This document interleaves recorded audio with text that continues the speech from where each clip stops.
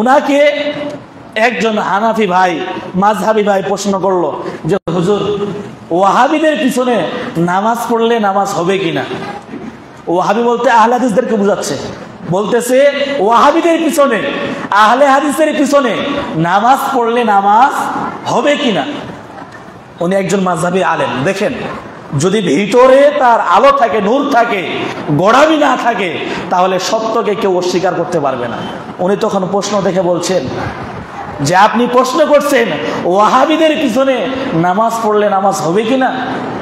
আল্লাহ আমাদের সবাইকে ওয়াহাবি হিসাবে কবুল করুন। এইভাবে উনি দোয়া করতেছে।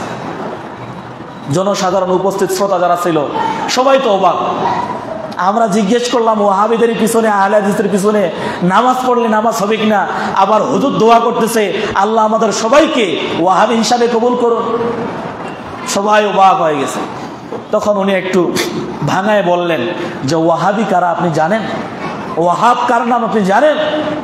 উনি তখন বললেন ওয়াহাব এটা আল্লাহর নাম, ওয়াহাবি মানে আল্লাহর দল। সুবহানাল্লাহ, আপনি কাদেরকে কি বলছেন? মানুষের নাম থাকে না আব্দুল ওয়াহাব, আছে না নাম? আব্দুল ওয়াহাব মানে কি? ওয়াহাবের বান্দা। ওয়াহাব এটা স্বয়ং আল্লাহর নাম। তাহলে আপনি কাদেরকে কি বলছেন? এইখানে আরেকটু ইতিহাস আছে। উনি তখন নিজেই পরিষ্কার করে দিল যে আমরা হানাফি হলেও আমরা যে আহলে হাদিসদেরকে ওয়াহাবি, নাজদি, আহলে খবিস বলে গালিগালাজ করি, এটা মোটেও উচিত না। ওয়াহাবি কোত্থেকে আসলো? উনি তখন একটু ইতিহাস টানলো এইভাবে যে সৌদি আরবের মাটিতে আজ থেকে শত বছর আগে একজন আলেম জন্মগ্রহণ করেছিলেন। একজন আলেমের আবির্ভাব হয়েছিল, তার নাম হচ্ছে মুহাম্মদ বিন আব্দুল ওয়াহাব। এই মুহাম্মদ বিন আব্দুল ওয়াহাব রহমতুল্লাহি আলাই, তিনি সৌদি আরবের মাটিতে এমন কিছু দিনের কাজ করে গেছেন যার কারণে ইতিহাস আজ পর্যন্ত তাদেরকে স্মরণীয় করে রেখেছে।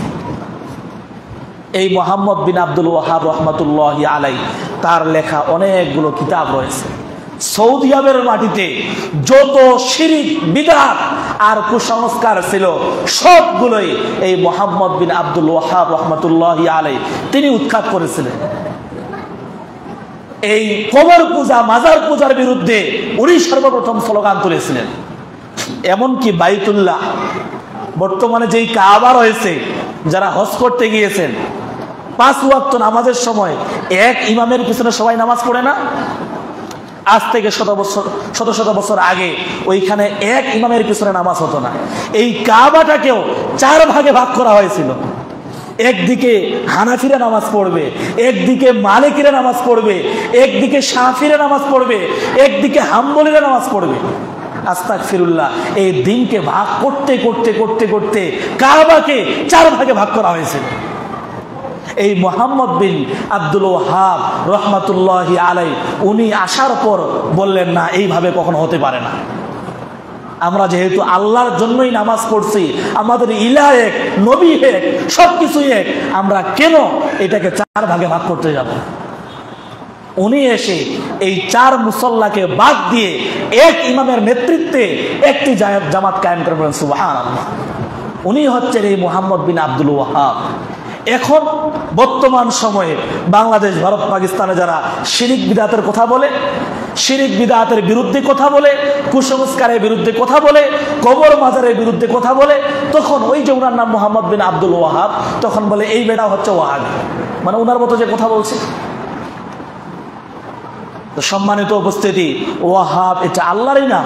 ওয়াহাবি বলে যদি আপনি একজন ব্যক্তিকে গালিও দেন, এই গালিটা ব্যক্তিকে দেওয়া হলো না, বরং আপনি আল্লাহর নাম নিয়ে টিটকারি করলেন, আল্লাহর নাম নিয়ে মশকরা করলেন, আল্লাহর নাম নিয়ে আপনি ঠাট্টা করার কারণে আপনি দিন ইসলাম থেকে বের হয়ে যাবেন।